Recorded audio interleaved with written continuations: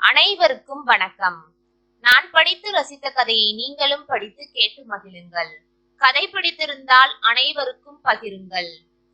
யாருடைய மௌனத்தை யார் கலைப்பது? இருவரிடமும் பிடிவாதம் தளரவில்லை. அந்த பிடிவாதம் சுயநலம் சாராததால் இறுகிக் கொண்டே போனது. இருவருக்கிடையே பேச்சுவார்த்தையின்றி பல மணி நேரங்கள் கடந்து விட்டன. இருவரின் நிலைகளிலும் மாற்றமில்லை. யார் விட்டு கொடுப்பது? அம்மாவா பிள்ளையா? அலமேலுவா பார்த்திபனா? இருவரில் யார் விட்டு கொடுத்தாலும் மற்றவர்களின் விமர்சனத்திற்கு ஆளாக நேரிடும். நல்ல வசதியான இடம், வீட்டோட மாப்பிள்ளையா இருக்கட்டும்னு சொன்னாங்க. அலமேலு சம்மதிக்கவில்லை என்றால் பையனுக்கு நல்ல வாழ்க்கை அமையும் போது பெத்தவ குறுக்க நிக்கலாமா? சந்தோஷமா அனுப்பி வைக்க வேண்டாமா? பார்த்திபன் சம்மதித்தால், இந்த பையனை பாத்தியா, அம்மாக்காரி ஒண்டியா நின்னு வளர்த்து படிக்க வச்சான், இவன் அம்மாவை தனியா விட்டுட்டு வசதியான இடத்துல வீட்டோட மாப்பிள்ளையா உட்கார்ந்துட்டான், இப்படித்தான் ஊர் பேசும். உண்மையில் அலமேலுவுக்கு அந்த எண்ணம் எதுவும் இல்லை. பார்த்திக்கு அந்த பெண்ணையே முடித்துவிட வேண்டும் என்பதில் உறுதியாகவே இருந்தாள். அந்த பெண் பெயர் விசாலாட்சி. நல்ல பெயர். கண், காது, மூக்கு, கழுத்து என்று சொல்லி சொல்லி செய்த மாதிரி இருக்கிறாள். பார்த்தியையும் அவளுக்கு பிடித்திருக்கிறதாம். கிட்டு மூலமாக அந்த பெண்ணிடமே விசாரித்தாகிவிட்டது. பார்த்திக்கும் அவளை பிடிக்கவே செய்தது. அவர்கள் கிட்டு மூலம் சொல்லி அனுப்பிய தகவல் வந்து சேரும் வரை. அந்த தகவல் வந்த நிமிடம் முதல் பார்த்தி முரண்டு பிடிக்க ஆரம்பித்து விட்டான். யோசித்து சொல்லுமா அலமேலு என்று சொல்லிவிட்டு கிட்டு புறப்பட்டு போய்விட்டார். நல்ல மனிதர். எதிர் வீட்டு பண்ணையாரிடம் கணக்கு பிள்ளை உத்தியோகம். பூர்வீகம் முசிறியோ தொட்டியமோ. அலமேலுவின் மேல் ஒரு தந்தைக்குரிய பாசம் கொண்டவர். அலமேலு சின்ன பிள்ளையா இருந்த போதிருந்தே அவரை சித்தப்பா என்றுதான் அழைப்பாள். மாதம் 2 தடவை சொந்த கிராமத்துக்கு போய் சொந்த குடும்பத்துடன் இருந்துவிட்டு வருவார். பண்ணையார் வீட்டில் விசேஷம் என்றால் அவரது குடும்பம் முழுவதும் இங்கே இருக்கும். திருவானைக்காவல், ஸ்ரீரங்கம், மலைக்கோட்டை என்று அனைவரையும் அழைத்து போய் காண்பிப்பார். அவரின் குடும்பத்தாருக்கும் அலமேலுவின் மேல் ஒரு தனி பாசம் உண்டு. அலமேலுவின் கணவர் இறந்த போது கிட்டுவின் மனைவி அலமேலுவை குழந்தை மாதிரி மடியில் போட்டு ஆறுதல் சொன்னாள். எல்லாம் முடிந்து அறுத்தாகிவிட்டது. அலமேலு வெளியே போவது அறவே நின்று விட்டது. காய்கறி கடை என்று எல்லாம் பார்த்திதான். கிட்டு அவர்களின் நிலத்தையும் தன் மேற்பார்வையிலேயே பார்த்து கொண்டார். குத்தகை நெல் சரியாக வந்துவிடும். மற்ற இடங்களில் இருந்து வரவேண்டிய பணத்துக்கு ஆள் அனுப்பி வசூலித்து தந்து விடுவார். பார்த்திபன் 9ஆம் வகுப்பு முடித்து 10ஆம் வகுப்புக்கு போனான். அப்பா இல்லாத குறையை அவன் படிப்பில் ஈடுகட்டினான். ஒரு முறை பள்ளி கட்டணம் கட்ட வீட்டில் பணம் இல்லை. அலமேலுவுக்கும் உடம்பு சரியில்லை. டாக்டரிடம் போக வேண்டும். கிட்டு வக்கீலை பார்க்க சென்னைக்கு போயிருந்தார். என்ன செய்யலாம் என்று யோசித்துக் கொண்டிருந்த வேளையில் கிட்டுவின் மைத்துனர் ரங்கநாதன் வந்து 2000 ரூபாய் பணத்தை கொடுத்தார். கிட்டு மாமா 2 நாட்களுக்கு முன்னமே கொடுத்து உங்களிடம் சேர்க்க சொல்லி இருந்தார். நான் தான் தாமதம் பண்ணிட்டேன். உடம்புக்கு முடியலேன்னு சொல்லிவிடலாம் இல்லையா? தம்பி, நீயாவது வந்து சொல்லி இருக்க கூடாதா? சரி இருங்க, நான் போய் டாக்டரை கூட்டிக்கிட்டு வாரேன். டாக்டரை அழைத்து வந்தார். டாக்டர் அலமேலுவை பரிசோதித்து இன்ஜெக்ஷன் கொடுத்து மருந்து மாத்திரை எழுதி தந்தார். டாக்டரை விட்டுட்டு மருந்து மாத்திரை வாங்கி வரேன். ரங்கநாதன் புறப்பட்ட போது அலமேலு, நீங்க ஏன் சிரமப்படுறீங்க? பார்த்தியை அனுப்பி நான் வாங்கிக்கிறேன். இதுல என்ன சிரமம்? படிக்கிற பையனை எதுக்கு அலைய விடணும்? அரை மணி நேரத்துல மருந்து மாத்திரைகளை வாங்கி கொடுத்து விட்டு என்ன தேவைனாலும் போன் பண்ணுங்க, நான் வந்து பார்த்துக்கிறேன். அலமேலுவின் கண்கள் கலங்கின. ரங்கநாதனின் முதல் வருகை இப்படித்தான் இருந்தது. அதன் பின்னர் கிட்டு திருவானைக்காவலில் இல்லாத நேரங்களில் ரங்கநாதன் வந்து போனார். சின்ன சின்ன உதவிகள், கூடத்தில் உட்கார வைத்து ஒரு காஃபி. அலமேலுவுக்கும் எதுவும் சொல்ல தோன்றவில்லை. வரவேண்டாம் என்று சொல்லிவிடலாமா என்று ஒரு மனசு கேட்கிற அதே நேரம் மற்றொரு மனசு உதவியாய் நினைத்து வந்து போகிற மனிதரை எப்படி தடுப்பது என்று தவிக்கும். அரை பரீட்சை தேர்வில் பார்த்தியை சினிமாவுக்கு அழைத்து போனார். சட்டை பேண்ட் வாங்கி கொடுத்தார். ஏற்கவும் மறுக்கவும் இடமளிக்காமல் உதவி செய்தார். அலமேலு சில சமயம் திருத்தமாய் உடைய அணிந்தாள். ஒவ்வொரு இழப்புகளையும் வேறொன்றை ஏற்பதன் மூலமோ அல்லது இன்னொன்றை இழப்பதன் மூலமோ சரி செய்ய துடிக்கிறது மனசு.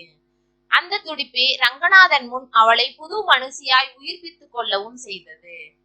வெறுமனே காஃபி குடித்து விட்டு போகாமல் உட்கார்ந்து பேசவும் மகிழவும் செய்தது அது. மறுத்தால் கூட தட்டில் பட்சணம் வைத்து அதை சாப்பிட சொல்லி கண்டித்தது. தொட்டியம் போய் சேர 2 மணி நேரம் பிடிக்கும். அது வரைக்கும் பசியோடையா இருப்பீங்க?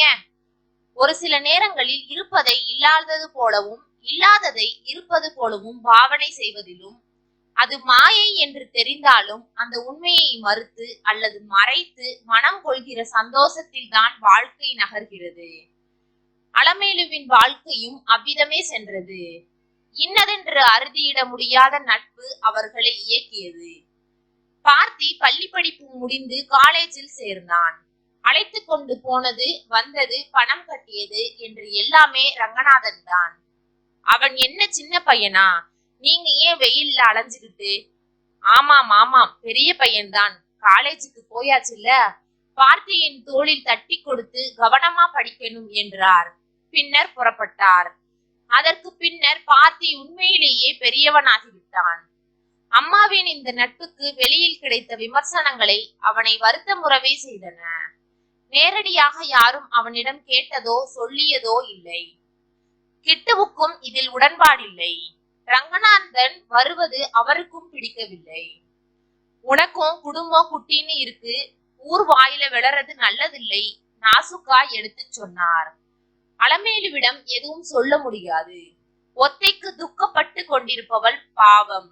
எதுவும் சொல்லி அவளை மேலும் விசனப்படுத்த விரும்பவில்லை. கொஞ்சம் இடைவெளி விட்டு ரங்கநாதன் வந்தார். தட்டில் பலகாரம் வைத்து காஃபி கொடுத்தாள் அலமேலு. பார்த்தி மேலே படித்துக் கொண்டிருந்தான். கீழே வருவதை தவிர்த்தான். அவன் அளவில் அதற்கு 2 காரணங்கள் இருந்தன. அவர்களின் அந்யோன்யத்தில் குறுக்கிட விரும்பவில்லை. மற்றொன்று, அவர்களின் அந்யோன்யத்தையே அவன் விரும்பவில்லை. ரங்கநாதன் கிளம்பிய போது, எங்கே பார்த்தியை காணோம்? மேலே படிச்சிட்டு இருக்கான், படிக்கட்டும், தொந்தரவு செய்ய வேண்டாம்.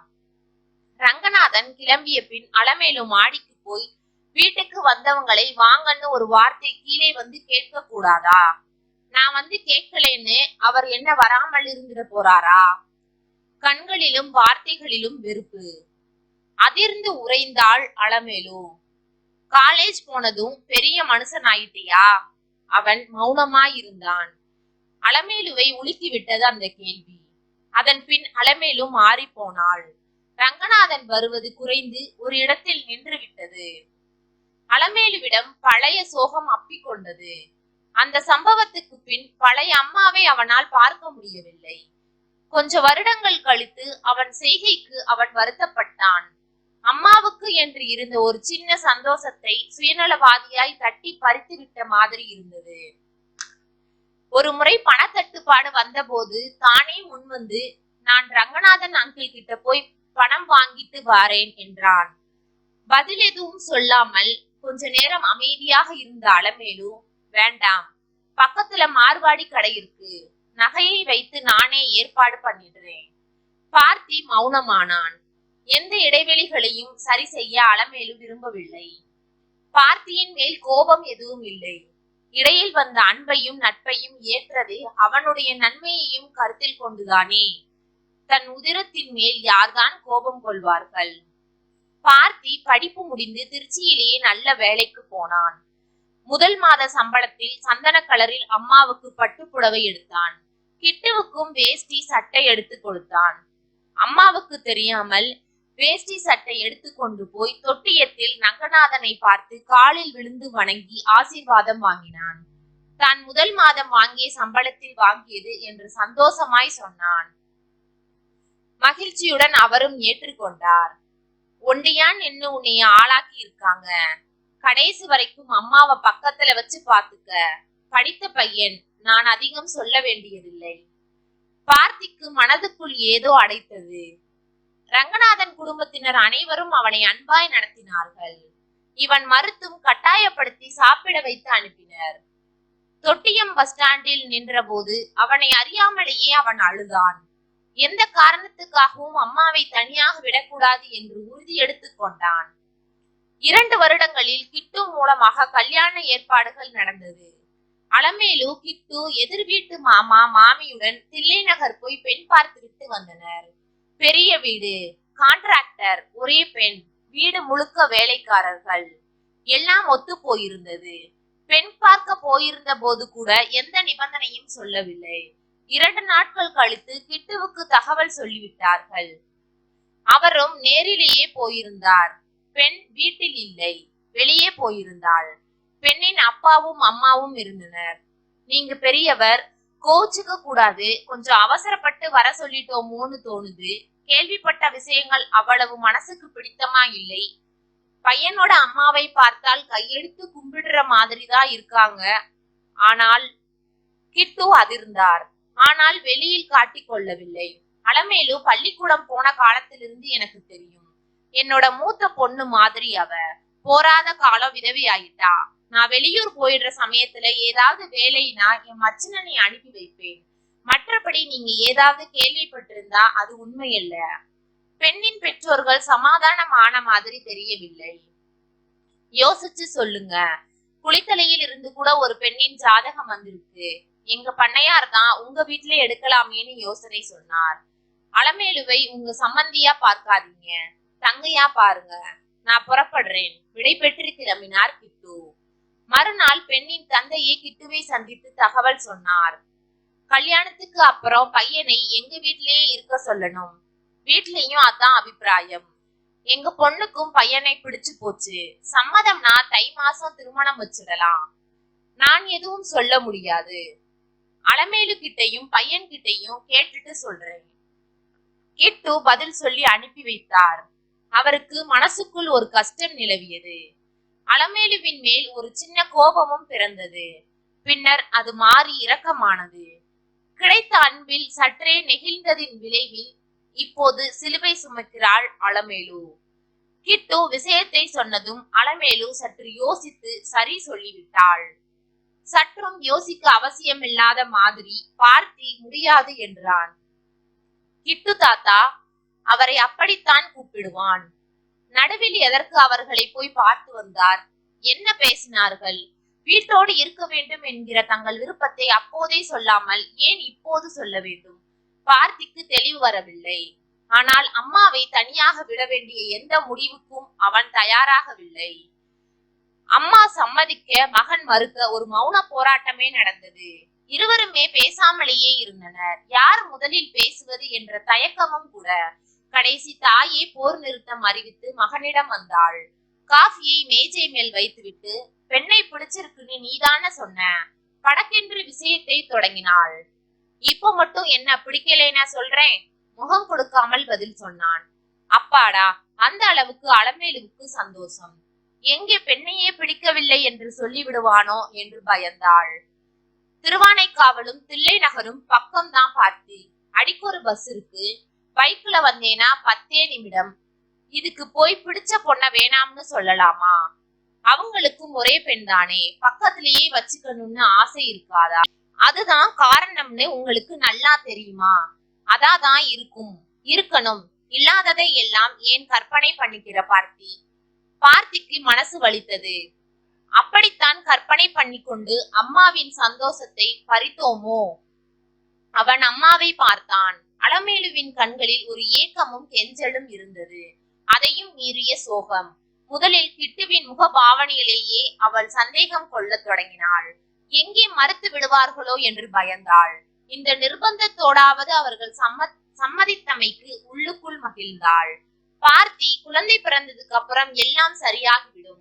பார்த்தியின் தலையில் ஆதரவாய் தடவினாள். சரி, இப்போ தில்லை நகருக்கு கூப்பிடுறாங்களே, நாளைக்கே எனக்கு வேற ஊருக்கு மாற்றல் வந்தால் எங்களுடனேயே வந்துவிட போகிறார்களா? வேண்டுமென்றே கேட்டுவிட்டு சிரித்தான். அதைத்தான் நானும் சொல்றேன். படிச்ச உடனே உனக்கு திருச்சியிலே வேலை கிடைச்சிருச்சு, அதனால இங்கேயே இருந்துட்ட. வேற ஊர்ல கிடைச்சிருந்தா தனியா தானே போயிருப்ப. இல்லையே, உங்களையும் கூட்டிக்கிட்டு தானே போயிருப்பேன். அலமேலு சோகமாய், இல்ல பார்த்தி, நான் உன் கூட நிரந்தரமா எங்கேயும் வந்திருக்க மாட்டேன். இப்போ இல்லை, எப்பவும் தான். இந்த வீட்டில் உங்க அப்பாவோட சந்தோஷமா இருந்திருக்கிறேன். பின்னர் அவர் இல்லாமல் இழப்பின் வேதனையில் வாழ்ந்திருக்கிறேன். நான் கஷ்டப்பட்டதெல்லாம் உன்னைய நல்லா படிக்க வச்சு ஒரு நல்ல வாழ்க்கையை அமைச்சு கொடுக்கணும்னு தான். நீயும் நல்ல வேலைக்கு போயிட்ட. உனக்கு கிடைக்கிற நல்ல வாழ்க்கையை என்னைய காரணம் காட்டி மறுக்காத பார்த்தி. என் கஷ்டத்துக்கே அர்த்தம் இல்லாம போயிடும். அப்பாவோட நினைவிலும் உன் சந்தோஷத்தை பார்க்கிற திருப்தியிலும் நான் இந்த வீட்டுல நிம்மதியாக இருப்பேன். இதை விட்டு என்னால எங்கேயும் வெளியே வர முடியாது என்றாள். அம்மாவின் கண்களையே உற்று பார்த்தான். சரி சொல்லு பார்த்தி. சரிமா என்று சிரித்தான். அலமேலுவும் சிரித்தாள். பார்த்திக்கும் விசாலாட்சிக்கும் இனிதே திருமணம் நடைபெற்றது. திருமணம் முடிந்த கையோடு விசாலாட்சி பார்த்தியுடன் சேர்ந்து அலமேலு வீட்டிற்கே வந்துவிட்டாள். விசாலாட்சியின் தாய் தந்தை வீட்டோட மாப்பிள்ளையாய் பார்த்தியை அழைத்தது தனக்கு தெரியாது. அதில் எனக்கு விருப்பமில்லை என்றும் கூறினாள். தன் தாய் அலமேலுவின் தியாகத்திற்கு கிடைத்த பரிசாகவே பார்த்தி எண்ணினான். பார்த்தியும் அலமேலுவும் ஒருவரை ஒருவர் பார்த்து கொண்டனர். இருவரின் மகிழ்ச்சிக்கும் அளவே இல்லை. ஜன்னலின் வழியே வந்த மெலிதான தென்றல் தாயையும் மகனையும் தழுவி தாண்டியது.